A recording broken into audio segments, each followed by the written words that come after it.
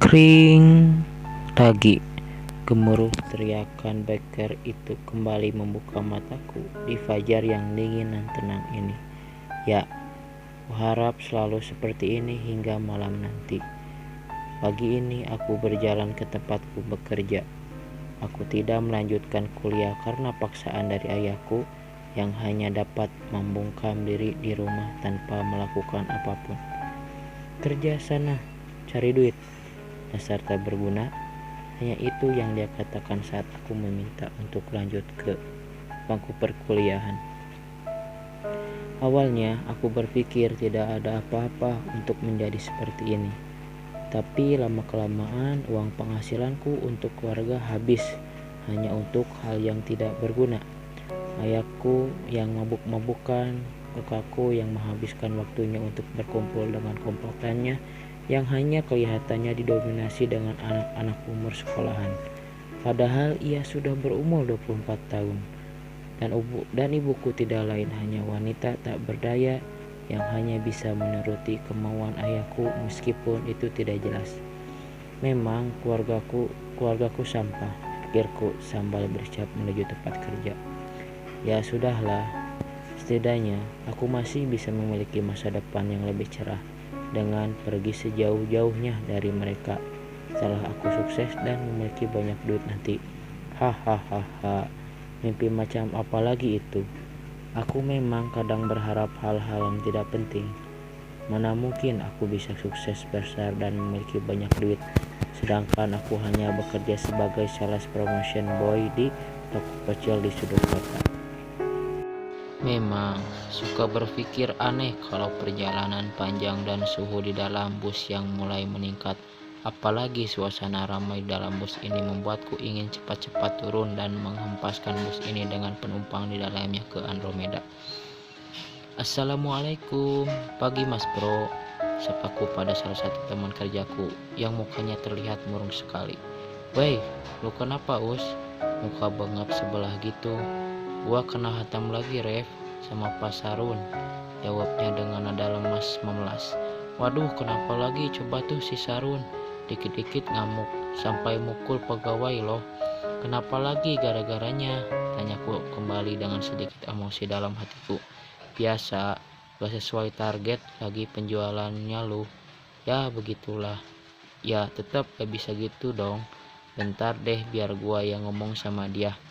Dengan emosi yang cukup mendidih, aku masuk ke kandang singa ini dengan tujuan membela temanku yang seharusnya tidak menerima bayaran seperti itu. Hasilnya, tentu aku juga menerima satu tinjunya dan membuat mataku ungu sebelah. Toko ini memang bukan toko yang terkenal ataupun besar. Ini hanya toko mainan kecil yang ada di sudut terpencil dari kota. Apa yang dapat diharapkan dengan toko ini? Sukses besar? Hanya mimpi, kecuali ada bayi naga lahir di sini. Moodku yang sudah terlanjur hancur pagi ini membuatku murung seharian. Dan terus berulang seperti ini setiap harinya yang kupikir tak akan berhenti selamanya. Tak ada lagi hal yang dapat membuatku merasakan setidaknya sedikit rasa senang. Oke, saatnya untuk istirahat keluar. Cari angin segar yuk di luar, ajakku pada Arnius. Ayo dah Ref, kami berdua memang cukup dekat dari awal aku bekerja di sini. Dia orang yang baik membuatku sedikit nyaman di sini. Tapi orang seperti dia tetap belum bisa membuatku melepas keluh kesahku. Pada akhirnya, ia hanya orang yang cengeng dan tak bisa menghadapi hal-hal yang menimpanya. Ia hanya bisa menerima semua yang menimpanya dengan sabar tanpa usaha sedikit pun. Dengan kata lain, dia ini orang yang cemen. Woi, suara panggilan yang asing membuat kami menoleh ke arah yang berlawanan. Ya, rupanya itu geng kakakku yang memalak meminta uang untuk bersenang-senang. Ref, duit dong, gua mau beli minum lagi nih, kata kakakku dengan nada yang sedikit sengal. Duit? Gak mikir apa gua aja kerja buat nyari dan lu minta seenaknya. Mending ngasih makan burung daripada ngasih duit ke lu, ucapku dengan emosi, membuatku habis babak belur dihantam kakakku dan gengnya. Arnius, ia hanya bisa diam menyaksikan tanpa bisa membantuku ditemani seorang gelandangan tua yang kupikir dia juga tidak akan bisa menolongku. Kami kembali ke toko karena uangku dirampas paksa oleh kakakku. Begitupun dengan Arnius. Nasib, lu lawan juga dong Us. Gua sendiri mana bisa, omelku pada Arnius yang pendiam. Sorry Ref, gua gak berani. Mereka tadi badannya gede-gede banget, koreokan lagi. Ya terus lu mau diam saja dipalak gitu. Kapan lu bisa menang di hidup ini? Ya sudahlah. Kupikir percuma juga untukku menasihati Arnius. Ia tak akan pernah berubah jika bukan kemauan dari dirinya sendiri. Walau berlalu lama di tong sampah ini, pengunjung pun sepi yang datang. Waktu pun menunjukkan pukul 6 sore. Setelah sholat, teman si malamku datang. Gimana hari ini, Ref?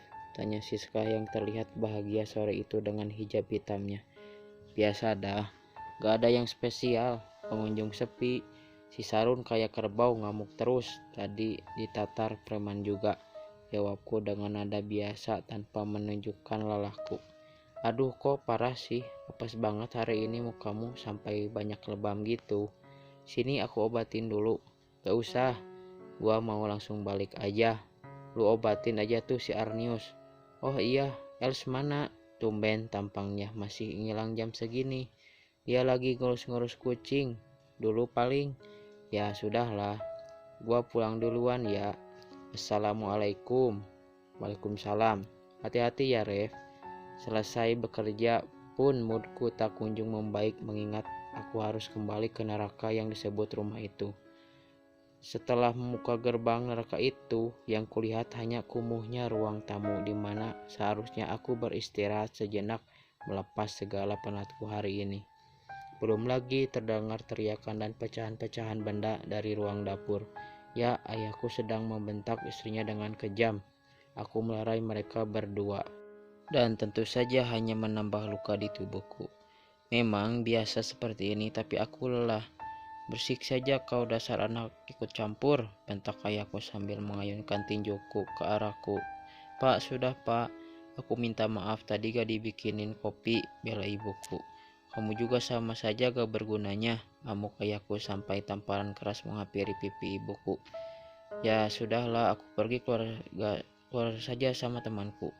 Keluar sana dasar ayah gak berguna, balasku melepas emosi yang sudah mendidih di hatiku. Nak, sudahlah, jangan marah-marah terus, kata ibuku selembut malaikat mencoba menenangkanku. Tapi mah, dia sampai seperti ini kepada kita. Kita seharusnya melawan dia kan, ucapku masih dengan emosi yang tinggi. Biarkan dia, sejak kecil dia memang hidup keras.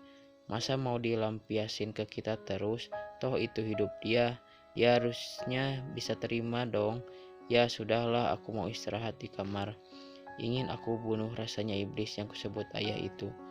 Aku tahu ibu dan ayah memang sering bertengkar, tapi ini salah satu yang terburuk hingga kepalaku ibuku mengeluarkan darah. Aduh, penuh lebam luka hari ini, apes banget hidup rasanya. Mending mati aja dah, gumamku meratapi nasib burukku hari ini. Semoga tetap bisa mimpi indah ya Allah, amin.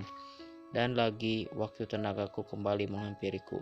Ya, tentu saja saat fajar menyingsing dan lantunan azan berkumandang, juga dering waktu wekerku berteriak. Setelah itu kembali ke kehidupanku yang mengenaskan.